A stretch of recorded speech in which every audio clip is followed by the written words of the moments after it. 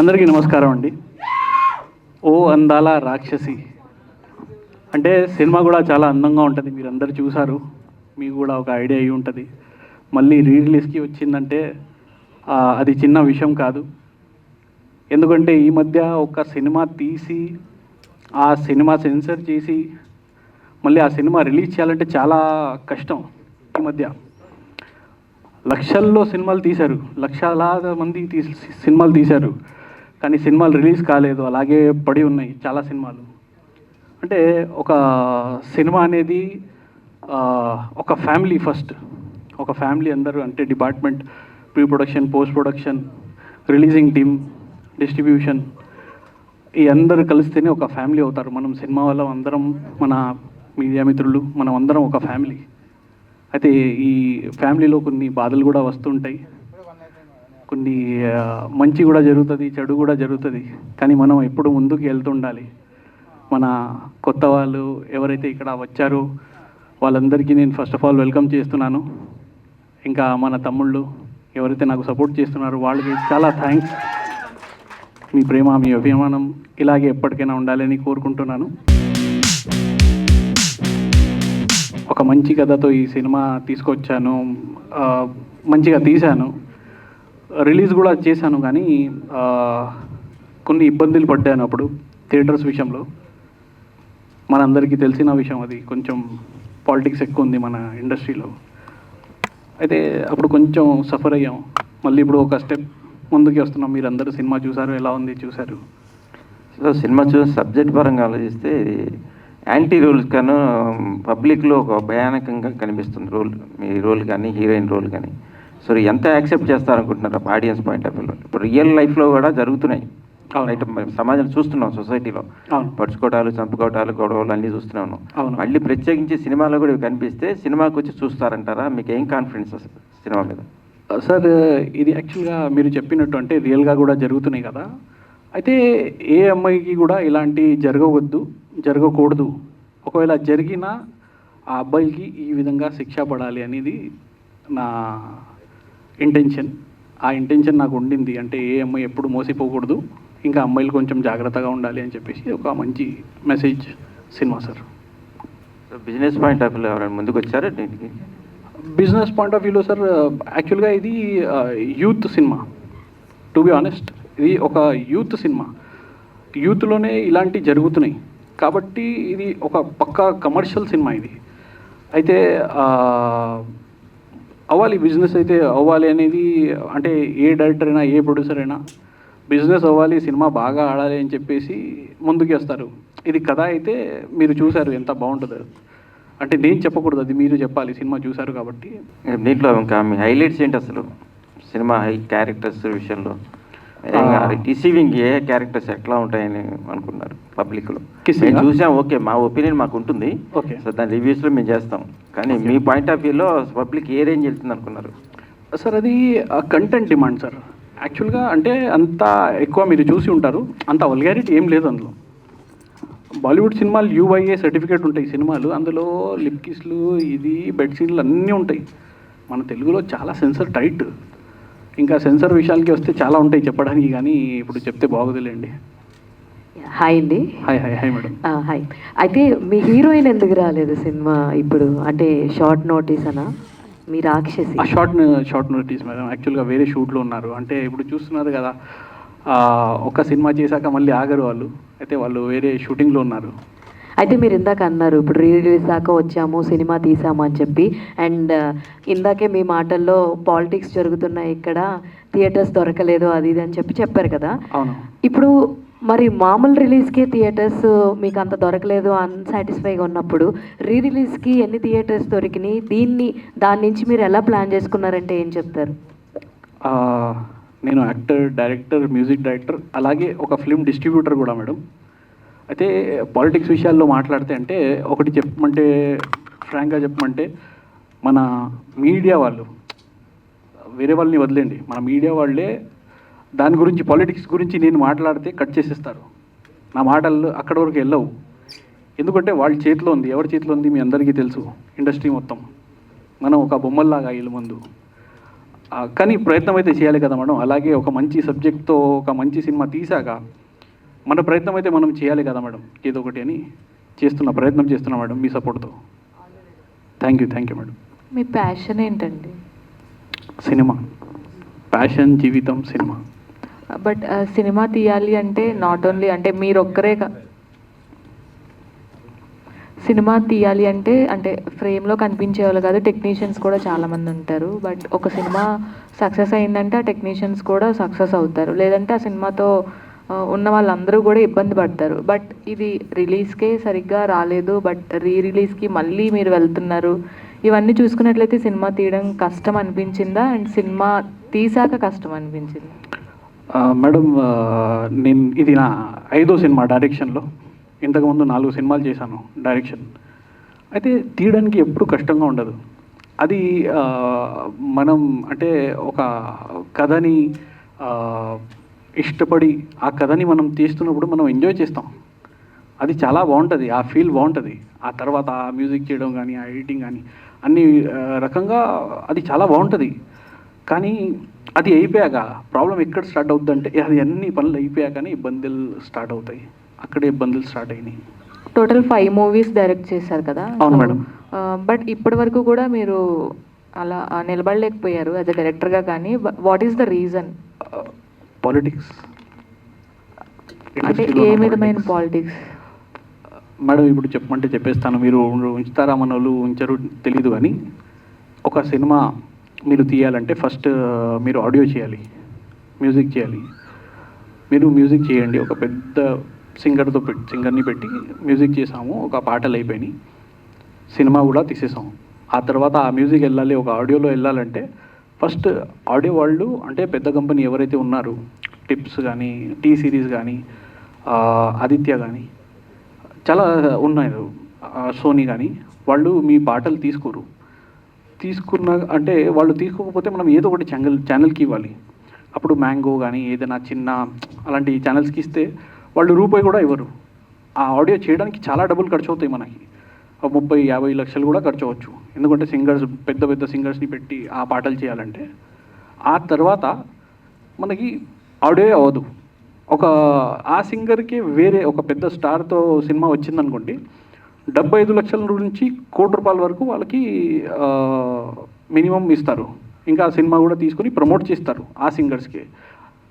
Same singers, only ఆర్టిస్టులు తేడా.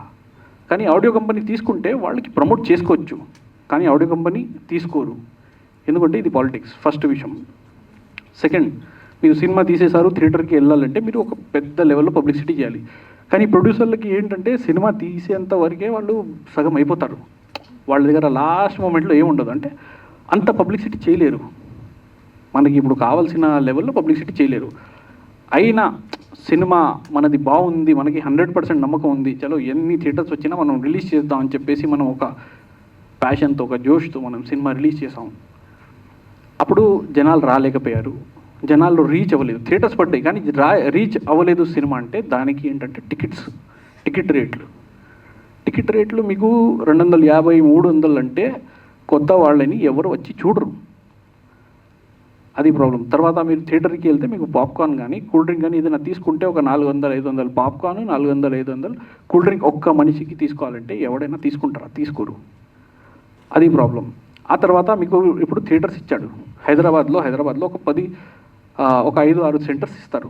అది కూడా ఒక్క షో మీకు చందానగర్లో, ఒక షో పటాన్చేరు, ఒక షో కూకట్పల్లి, లేకపోతే ఒక షో బోడుప్పల్, ఒక show LB Nagar.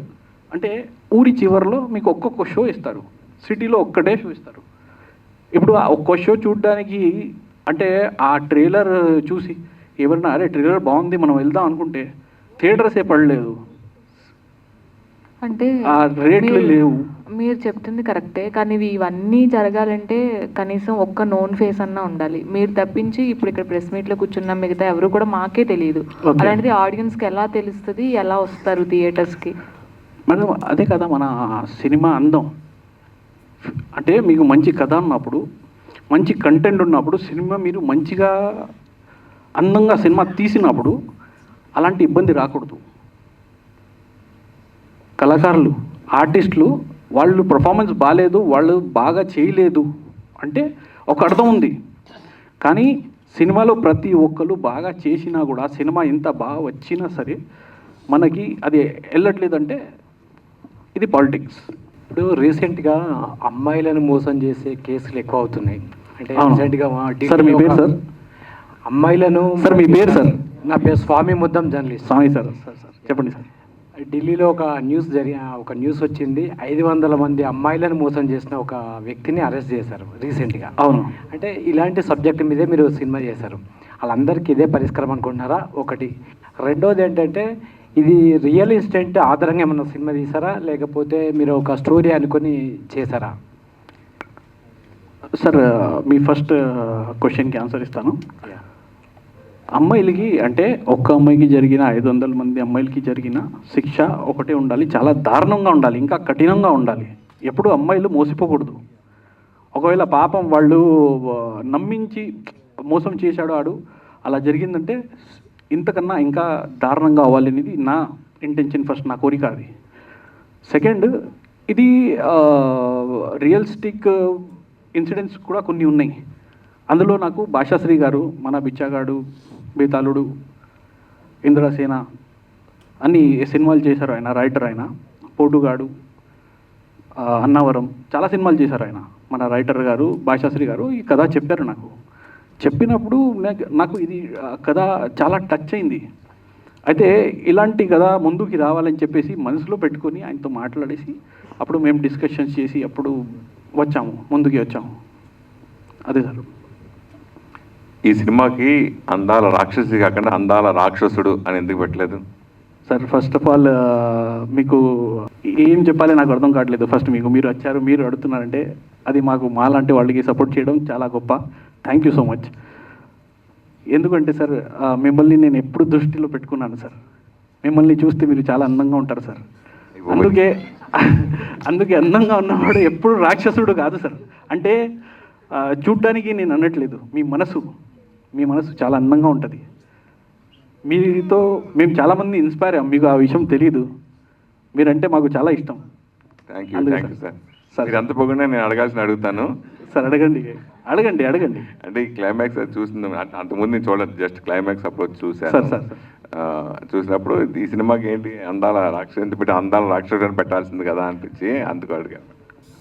Sir content demand sir. అది యాక్చువల్గా కంటెంట్లో హీరోయిన్ చాలా అందంగా ఉంటుంది, లాస్ట్లో రాక్షసిగా మారుతుంది. మారాక అది ఏం చేస్తుంది మీరు చూశారు, క్లైమాక్స్ ఎంత దారుణంగా ఉందో. అందుకే అది ఒక రాక్షసిలా మారింది అని చెప్పి కొంచెం ఆ విధంగా సార్ పెట్టాము. ఈ కథ చెప్పినప్పుడు అంటే 1 year క్రితమే రిలీజ్ అయిన సినిమా కదా ఇది. సార్ భరద్వాజ్ గారిని ఎలా ఒప్పించారు ఈ సినిమాలో క్యారెక్టర్కి? సార్ ఇది భరద్వాజ్ గారు ఇంకా మన సుమన్ గారు కూడా చేశారు. ఆయన సుమన్ గారు రెగ్యులర్ హీరో, భరద్వాజ్ హీరో కాదు కదా. ఆయన హీరో కాదు, కానీ ఆయన మాకు హీరో, ఆర్టిస్ట్ కూడా కాదు కదా. అవును ఆయనే పెద్ద ప్రొడ్యూసర్ ఆయన. అయితే భరద్వాజ్ సార్కి డైరెక్టర్ కూడా ఆయన. అవును డైరెక్టర్ కూడా. అయితే ఆయనకి కథ చెప్పినప్పుడు ఆయనకి ఆ పాయింట్ నచ్చింది, లాస్ట్లో జరుగుతుంది కదా ఆ పాయింట్ ఆయనకి నచ్చింది. అవును ఈ నిజంగా ఇలాంటి సినిమాల్లో అంటే రియల్గా ఇలాంటివి జరుగుతున్నాయి, నేను సపోర్ట్ చేస్తా, 100% వస్తానని చెప్పేసి ఆయన సపోర్ట్ చేశారు. 1 year క్రితం ఎన్నో కష్టాలు బాధలు పడ్డాను అన్నారు సార్. ప్లస్ ఆల్రెడీ మీరు ఒక డిస్ట్రిబ్యూటర్ కూడా సినిమా చేశారని చెప్పారు. అవును సార్. ఆ అనుభవం ఉండి కూడా తెలిసి ఉండి కూడా ఎందుకు ఈ సినిమా చేశారు, మళ్ళీ ఇప్పుడు రిలీజ్ ఎందుకు చేయాలనుకుంటున్నారు? అసలు ఈ సినిమా అంటే రిలీజ్ అంటే పెద్ద సినిమాలకే ఎక్కువ అవకాశం ఉంటుంది, బ్లాక్ బస్టర్ హిట్స్ సినిమాలకే అవకాశం ఉంటుంది. రిలీజ్ అంటే చూసుకుని మనం 100 మంది 200 మంది చూడటం కోసం కాదు కదా, చేయరు కదా, ఎందుకు రిలీజ్ చేస్తున్నారా అని అడిగితే? సార్ అయితే ఫస్ట్ నేను ఒక్క సినిమా కాదు సార్, 35 సినిమాలు డిస్ట్రిబ్యూషన్ చేశాను, చిన్న బడ్జెట్ సినిమాలు. ఆ తర్వాత ఈ సినిమా రిలీజ్ ఎందుకు చేయాలి అనుకుంటున్నానంటే సార్ ఒకటే విషయం. ఇప్పుడు ఫస్ట్ రిలీజ్ కూడా ఒకవేళ ఫస్ట్ రిలీజ్ మేము చేస్తున్నాము, అప్పుడు ఒక పెద్ద స్టార్ మీరు అన్నట్టుగా ఒక స్టార్ హీరో సినిమా వస్తుంది రిలీజ్కి అంటే మాకు 6-8 థియేటర్స్ హైదరాబాద్ సెంటర్లో పడ్డంటే ఆ సినిమాకి దగ్గర 30-35 థియేటర్స్ స్క్రీన్స్ ఇస్తారు. అది అందువల్ల ఏమవుతుందంటే సినిమాలు చచ్చిపోతున్నాయి టికెట్ రేట్ల వల్ల కూడా, నేను చెప్పే ఇందాక. అయితే ఒక ఒక మంచి సబ్జెక్ట్, ఒక జీవితమే అనుకుని ఒక సినిమా తీస్తాం మనం. అది తీసిన తర్వాత కూడా మనకి రిటర్న్స్ రాకపోతే, అంటే అమౌంట్ గురించి పక్కన పెడితే, మనకి అప్రిసియేషన్స్ కానీ, మనకి అభిమానాలు, మనకి ప్రేమ కానీ ఆడియన్స్ దగ్గర నుంచి రాకపోతే అది చాలా బాధ. మన ఫ్యామిలీ వాళ్ళు చూసి మనల్ని డిమోటివేట్ చేయడం, అలాంటి చాలా సఫర్ అవుతాం అప్పుడు. అయితే అలాంటివి జరగొద్దు అంటే కనీసం నేను ఇంత మంచి సినిమా తీశాను, నాకు కాన్ఫిడెంట్ ఉంది, నా సినిమా మీద నాకు కాన్ఫిడెంట్ ఉంది, 100% రిలీజ్కి వెళ్ళాలి, వెళ్తే మంచి థియేటర్స్ పడితే మళ్ళీ ఇంకొక అవకాశం ఉంది. ఎందుకంటే సినిమా అనేది ఒక లక్, ఎప్పుడు ఏది ఎక్కుతుందో చెప్పలేము. ఇది ఎక్కిందంటే ఎక్కడికో వెళ్ళిపోవచ్చు. ఒక ఏనుగు అవ్వచ్చు, ఒక ఏలుగు అవ్వచ్చు. అది నమ్ముకొని నేను ముందుకు వస్తున్నాను సార్.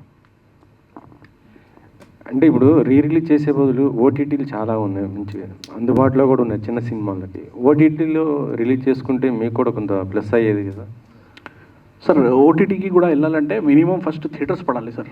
ఓటీటీకి కూడా కొన్ని క్రైటీరియాస్ ఉంటాయి. ఆల్రెడీ రిలీజ్ అయింది కదా. అదే చెప్తున్నా. ఇప్పుడు సరిగా అవ్వలేనప్పుడు మనకి ఆ క్రైటీరియా మనం రీచ్ అవ్వకపోతే అది కూడా మనకి ఇబ్బంది పడతాం. ఇంకా ఈ చెప్పా కదా పాలిటిక్స్, ఆ పాలిటిక్స్ కూడా చాలా ఎక్కువైపోయింది ఈ మధ్య.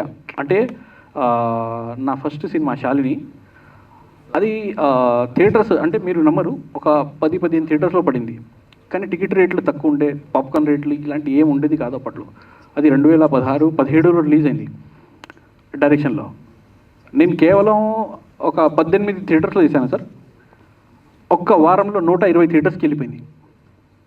అంటే సినిమా బాగుండాలి ఫస్ట్.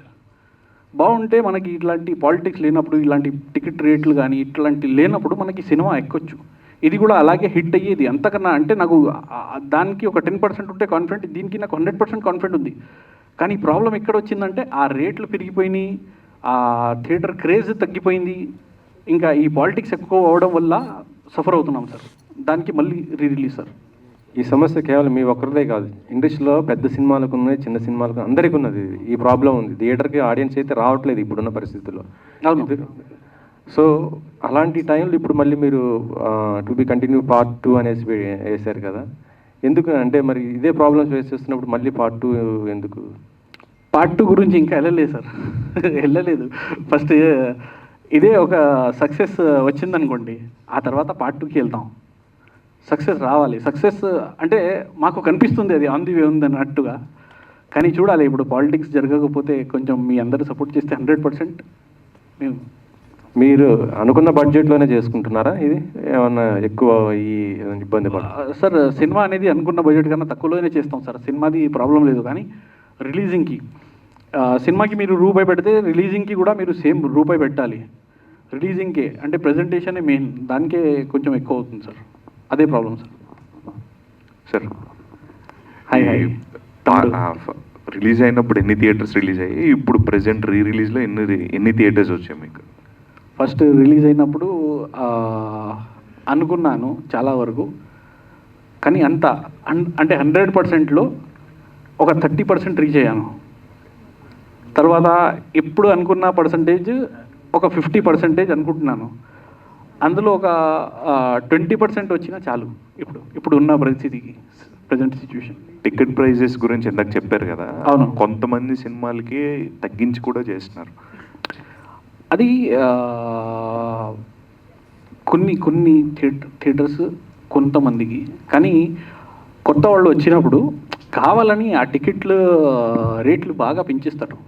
ఫస్ట్ రిలీజింగ్ మనం చేస్తాం కదా, అప్పుడు రిలీజ్ ఇంకా థియేటర్స్ ఇవ్వడు మనకి, అన్నీ కన్ఫర్మ్ అయిపోతాయి. కానీ లాస్ట్ మూమెంట్లో అన్నీ టక క్యాన్సిల్ అయిపోతాయి.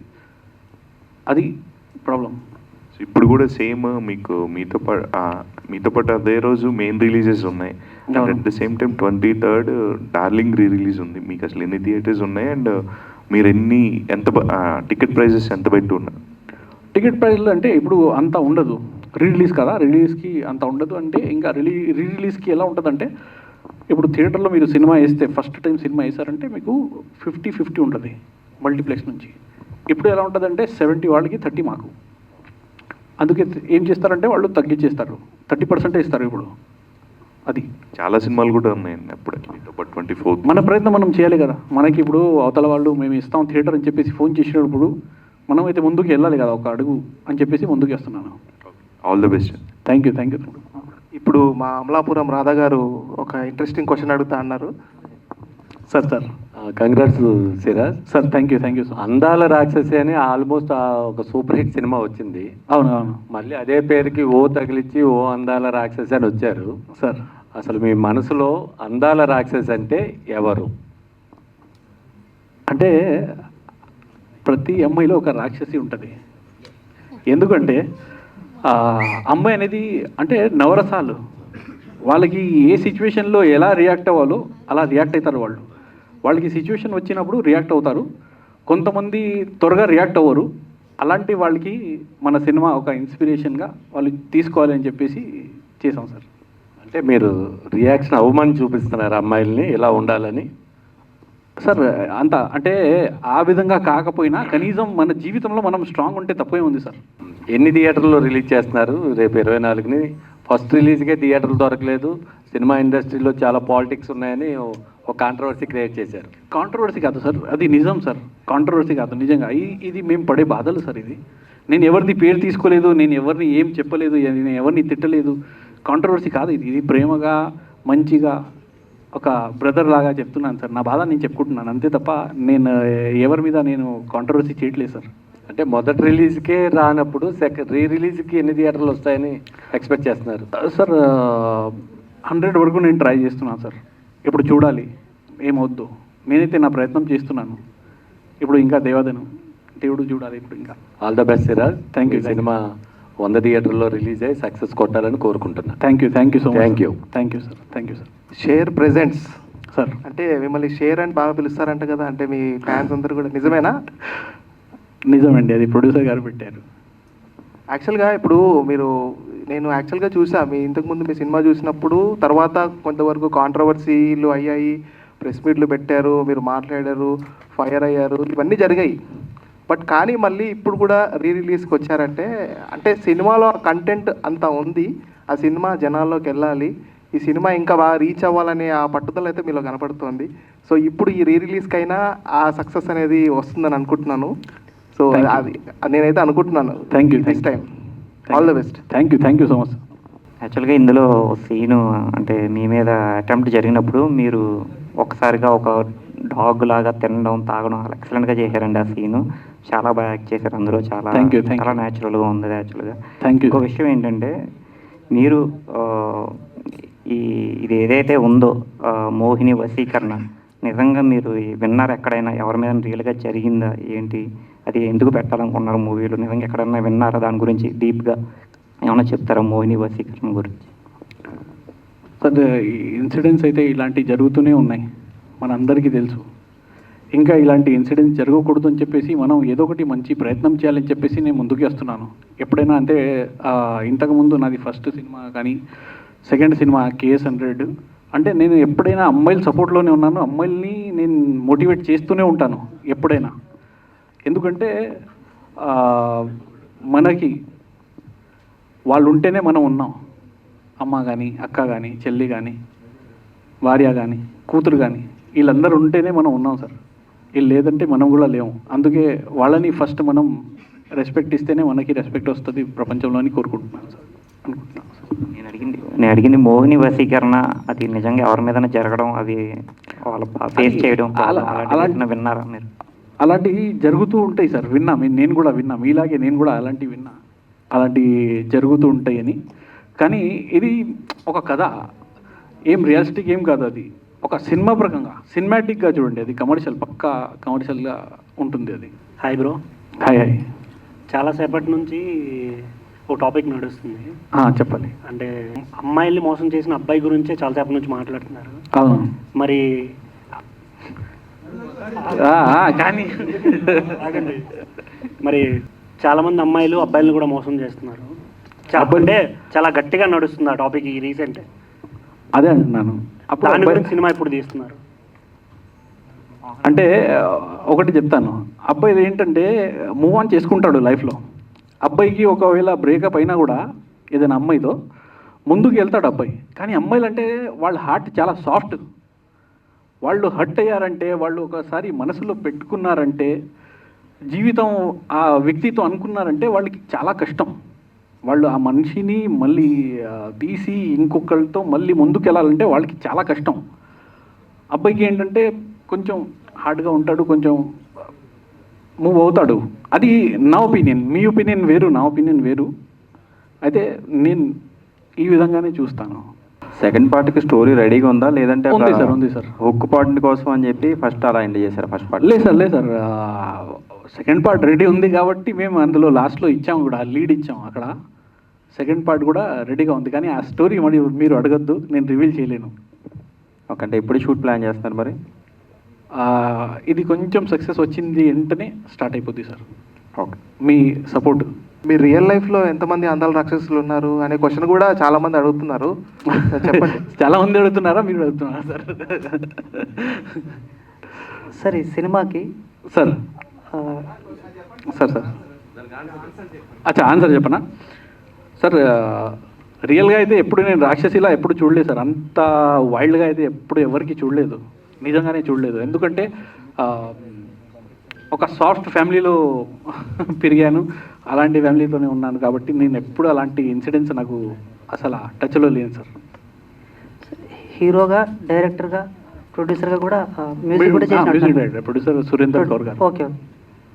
దీంట్లో మీరు చేసినటువంటి దేని మీద ఎక్కువ కాన్సన్ట్రేట్ చేశారు, ఏది ఇబ్బంది అనిపించిందని? సార్ ఫస్ట్ యాక్టింగ్ చేస్తున్నప్పుడు యాక్టింగ్ మీద బాగా కాన్సన్ట్రేట్ చేశాను. అలాగే మా కో డైరెక్టర్ భాషాశ్రీ గారు ఉన్నారు అక్కడ. ఆయన సపోర్ట్తో డైరెక్షన్కి నాకు కొంచెం హెల్ప్ అయింది కాబట్టి నేను ఫ్రీగా యాక్ట్ చేయగలిగాను. ఆ యాక్టింగ్ మీరు చూశారు స్క్రీన్ మీద. సెకండ్, సినిమా కంప్లీట్ అయ్యాక మ్యూజిక్ చాలా ఇష్టంగా చేశాను. మ్యూజిక్ అది మీరు ఆ బీజిఎమ్స్ మీరు ఫీల్ మ్యూజిక్ అంటే ఇది యాక్చువల్గా మ్యూజికల్ హిట్ చెప్పుకోవచ్చు మీరు. సినిమా మ్యూజికల్గా నేను అస్సలు బాగా తీస్తాను. అయితే మ్యూజిక్ మీద చాలా ఇంట్రెస్ట్గా చేశాను. ఆ తర్వాత సినిమా రిలీజ్ కానీ, ప్రజెంటేషన్ కానీ, అది కూడా అంత కసితో వచ్చాను. అదే సార్, మళ్ళీ ఇవాళ వచ్చి రిలీజ్ అని చెప్పి కూర్చున్నానంటే అదే అర్థం. అందు గురించి సార్. ఇప్పుడు అమ్మాయిలను మోసం చేసే వాళ్ళు ఉన్నారు, వాళ్ళకి మీరు చెప్పినట్టుగా కఠినమైన శిక్షలు చేస్తే కనుక అలాంటి తగ్గుతాయి అనుకుంటున్నారా? ఏదైనా కంట్రీలో ఇలాంటి శిక్షలు ఉన్నాయి, ఇలా చేస్తే తగ్గుతున్నాయి అనే ఏమైనా రిపోర్టు మీ దగ్గర ఉందా? ఏమైనా రీసెర్చ్ చేశారా దీనిపైన? రెండవది, దీనికి పరిష్కారంగా అమ్మాయిలు ఇప్పుడు ఒక్కొక్క వ్యక్తి 100 మంది అమ్మాయిలను మోసం చేస్తున్నాడు. అవగాహన కల్పించేందుకు ఇంకేమైనా చేయొచ్చా? దీనిపైన పార్ట్ 2లో ఏమైనా చేసే అవకాశం ఉందా మీరు? సార్ ఫస్ట్ క్వశ్చన్కి మీకు ఆన్సర్ ఇచ్చేస్తాను sir. Sorry sir, first question మర్చిపోయా.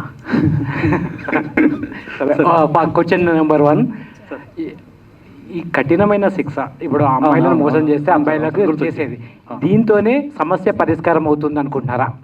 లేలే, అది కాదు మీ క్వశ్చన్.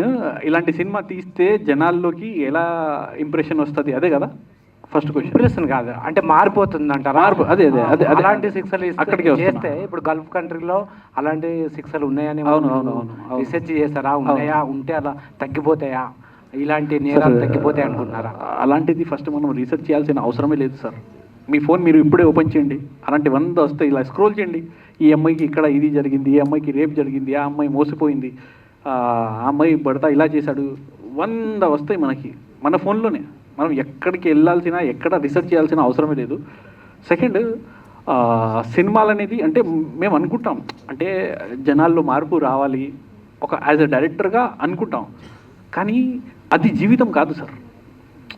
జస్ట్ వాళ్ళు వస్తారు, థియేటర్లో కూర్చున్నారు, వాళ్ళకి ఒక్క నిమిషం కూడా బోర్ కొట్టకుండా సినిమా తీయాలి అనేది యాజ్ ఎ డైరెక్టర్గా నేను ఫస్ట్ అనుకుంటాను. ఎందుకంటే ఈ మధ్య మీరు చూడండి, ప్రతి ఫోన్లో ఒక సెక్యూరిటీ గార్డ్ కానీ, ఒక మినిస్టర్ కానీ, అందరి చేతిలో ఫోన్ ఉంటుంది. ప్రతి ఒక్కరు 1 మినిట్లోనే ఒక స్క్రోల్ చేసి సినిమా చూసేస్తున్నారు, ఒక స్టోరీ చూస్తున్నారు. అయితే ఈ సిచ్యువేషన్లో మన కథ రేంజ్ ఆ రేంజ్లో ఉండాలి. మనం ఎప్పుడైనా డైరెక్టర్ అంటే కొంచెం ఆ లెవెల్లో ఉండాలి అని చెప్పేసి నేను కొంచెం అడ్వాన్స్గా ఆలోచించి ఇది చేశాను సార్. అంటే సొల్యూషన్ ఏంటి, మీరు మెసేజ్ ఏమి ఇవ్వాలనుకున్నారు? ఇంట్లో చూస్తే కనుక ఈ సినిమా ఒక కఠినమైన శిక్ష విధిస్తే కానీ మార్పు రాదు అనేది మెసేజ్ వెళ్ళేలా ఉంది. సార్, కఠినమైన శిక్ష అయితే పడాలి అనేది నేను కోరుకుంటాను. నేను కాదు, మీరు కూడా అదే కోరుకోవాలి. మన దేశంలో అలాంటి జరగొద్దు అని చెప్పేసి, మన దేశంలో, ఎందుకంటే మనం గొప్పగా చెప్పుకుంటాం మన దేశం అంటే మనం ఒక ప్రౌడ్, మనకి ఆ ప్రౌడ్ మనం ఉండాలంటే ఇలాంటి ఒక రూల్స్ రావాలి అనేది కోరుకోవాలి. అది తప్పులేదు. అంటే అమ్మాయిలు కూడా మోసపోకుండా ఉండడానికి ఏదైనా మెసేజ్ పార్ట్ 2లో ఏమైనా ప్లాన్ చేశారా? పార్ట్ 2లో సార్ అలాంటి నేను అది రివీల్ చేయలేను, కానీ నేను మీకు ఒకటే చెప్తాను, పార్ట్ 2 కూడా సేమ్ ఇంట్రెస్టింగ్గా ఉంటుంది, కానీ అందులో కూడా అమ్మాయిల సపోర్ట్లోనే ఉంటాం. ఈ ఒక్కటే చెప్తాను మీకు. Okay sir.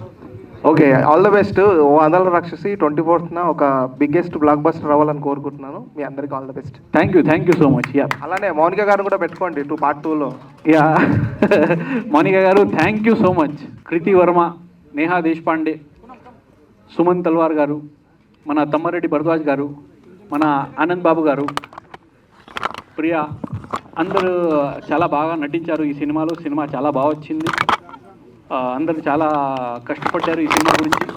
ఇంకా ముఖ్యంగా మా భాషాశ్రీ గారు, మా రైటరు, మా కో డైరెక్టర్, అయితే మేమందరం ఒక టీం వర్క్ చేసుకొని ఒక మంచి సినిమా, ఒక అందమైన సినిమా తీశాను మీ అందరి కోసం. మీరందరూ ఈ సినిమా థియేటర్లో చూస్తారని కోరుకుంటున్నాను. ఇంకా అందరికీ ధన్యవాదాలు తెలియజేస్తూ థ్యాంక్ యూ అండి. మీరందరూ వచ్చినందుకు థ్యాంక్ యూ.